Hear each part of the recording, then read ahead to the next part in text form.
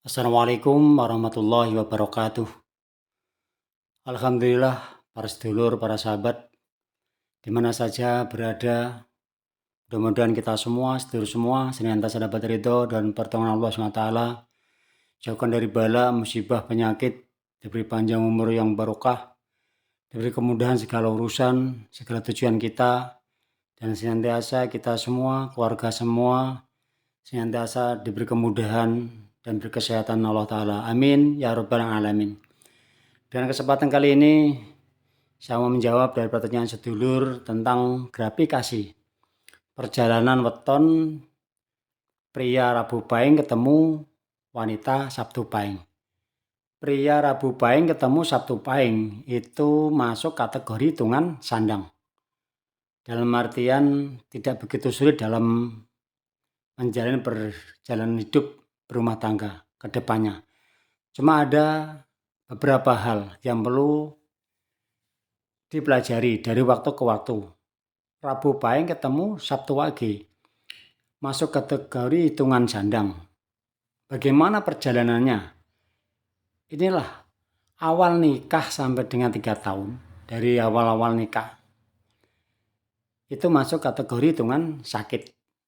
Dalam artian masih mengalami kesulitan, sering menemukan kesulitan itu udah awal-awal nikah. Kita harus bersabar, kita harus berhati-hati, dan kita harus selalu memohon kepada Allah senantiasa diberi kekuatan. Itu awal-awal tahun, awal nikah sampai dengan 3 tahun.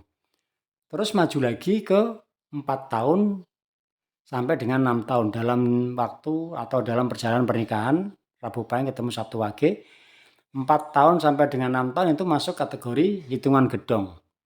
Ini mulai dapat kemudahan, mulai bangkit dari keterpurukan. Itu 4 tahun sampai dengan 6 tahun. Itu biasanya walaupun secara ekonomi mulai bangkit,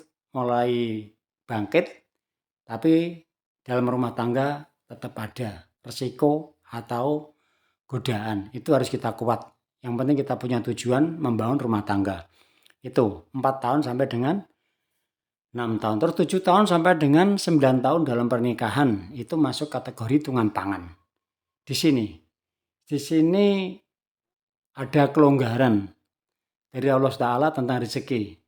Diberi kemudahan segala urusan. Harus pintar-pintar mengatur dalam berumah tangga tentang rezeki. Soalnya di sini udah perjalanan 7 sampai 9 tahun pernikahan. Itu kalau bisa dikatakan dalam waktu normalnya atau berumah tangga biasanya mudah mempunyai anak 1 atau bisa lebih. Itu harus berhati-hati mengatur tentang ekonomi. Itu.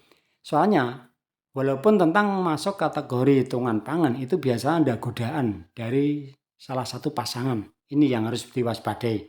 Ini nanti saling menasihati, harus saling menerima dan keadaan. Sesuatu apapun yang penting kita punya tujuan membangun rumah tangga. 7 sampai dengan 9 tahun. Terus maju lagi. 10 sampai dengan 12 tahun. Itu masuk kategori hitungan gedong. Ini masih dalam kelonggaran, masih dalam kemudahan tentang ekonomi, tentang rezeki, tentang kehidupan perjalanan Rabu Pahing ketemu Sabtu Wage. Itu 10 sampai dengan 12 tahun. Terus maju lagi 13 tahun sampai dengan 15 tahun. Itu masuk kategori hitungan sandang. Di sini bisa dikatakan dari perjalanan 0 sampai 15 tahun itu adalah puncaknya. Kalau orang mencari itu harusnya udah mendapatkan. Di sini 13 sampai dengan 15 tahun masuk kategori hitungan sandang. Ini biasanya dapat kemudahan tentang rezeki, dapat kemuliaan tentang hidup, dapat tempat di hati orang-orang atau masyarakat. Tapi semuanya itu harus hati-hati karena setiap perjalanan berumah tangga pasti ada cobaan atau godaannya. Yang penting kita fokus dalam tujuan berhidup berumah tangga. Sesulit apapun kita harus mampu melewati dan selalu minta pertolongan kepadanya Allah SWT. Rabu Pahing ketemu Sabtu Wage. Ini akan semua mudah dari perjalanan waktu ke waktu.